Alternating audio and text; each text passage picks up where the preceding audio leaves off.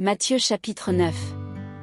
Jésus, étant monté dans une barque, traversa la mer, et alla dans sa ville. Et voici, on lui amena un paralytique couché sur un lit. Jésus, voyant leur foi, dit au paralytique, « Prends courage, mon enfant, tes péchés te sont pardonnés. » Sur quoi, quelques scribes dirent au-dedans d'eux, « Cet homme blasphème. » Et Jésus, connaissant leurs pensées, dit, « Pourquoi avez-vous de mauvaises pensées dans vos cœurs? Car, lequel est le plus aisé, de dire, tes péchés sont pardonnés, ou de dire, lève-toi, et marche? Or, afin que vous sachiez que le Fils de l'homme a sur la terre le pouvoir de pardonner les péchés, lève-toi, dit-il au paralytique, prends ton lit, et va dans ta maison. Et il se leva, et s'en alla dans sa maison.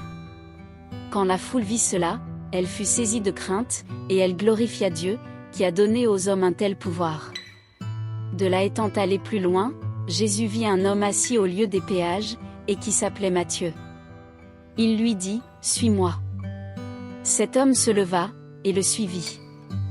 Comme Jésus était à table dans la maison, voici, beaucoup de publicains et de gens de mauvaise vie vinrent se mettre à table avec lui et avec ses disciples. Les pharisiens virent cela, et ils dirent à ses disciples, « Pourquoi votre maître mange-t-il avec les publicains et les gens de mauvaise vie ?» Ce que Jésus ayant entendu, il dit, « Ce ne sont pas ceux qui se portent bien qui ont besoin de médecins, mais les malades. Allez, et apprenez ce que signifie, je prends plaisir à la miséricorde, et non au sacrifice. Car je ne suis pas venu appeler des justes, mais des pécheurs. » Alors les disciples de Jean vinrent auprès de Jésus, et dirent, « Pourquoi nous et les pharisiens jeûnons-nous, tandis que tes disciples ne jeûnent point? » Jésus leur répondit, « Les amis de l'époux peuvent-ils s'affliger pendant que l'époux est avec eux? Les jours viendront où l'époux leur sera enlevé, et alors ils jeûneront. Personne ne met une pièce de drap neuf à un vieil habit, car elle emporterait une partie de l'habit, et la déchirure serait pire.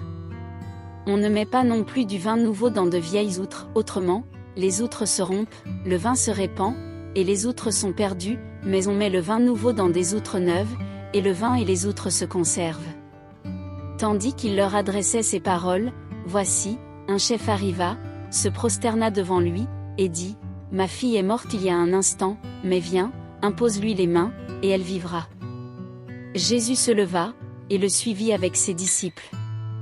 Et voici, une femme atteinte d'une perte de sang depuis 12 ans s'approcha par derrière, et toucha le bord de son vêtement. Car elle disait en elle-même, « Si je puis seulement toucher son vêtement, je serai guérie. » Jésus se retourna, et dit, en la voyant, « Prends courage, ma fille, ta foi t'a guérie. » Et cette femme fut guérie à l'heure même. Lorsque Jésus fut arrivé à la maison du chef, et qu'il vit les joueurs de flûte et la foule bruyante, il leur dit, « Retirez-vous, car la jeune fille n'est pas morte, mais elle dort. » Et il se moquait de lui. Quand la foule eut été renvoyée, il entra, prit la main de la jeune fille, et la jeune fille se leva. Le bruit s'en répandit dans toute la contrée. Étant parti de là, Jésus fut suivi par 2 aveugles, qui criaient, « Aie pitié de nous, fils de David. » Lorsqu'il fut arrivé à la maison, les aveugles s'approchèrent de lui, et Jésus leur dit, « Croyez-vous que je puisse faire cela? » « Oui, Seigneur, lui répondirent-ils. Alors il leur toucha les yeux, en disant, « Qu'il vous soit fait selon votre foi. » Et leurs yeux s'ouvrirent.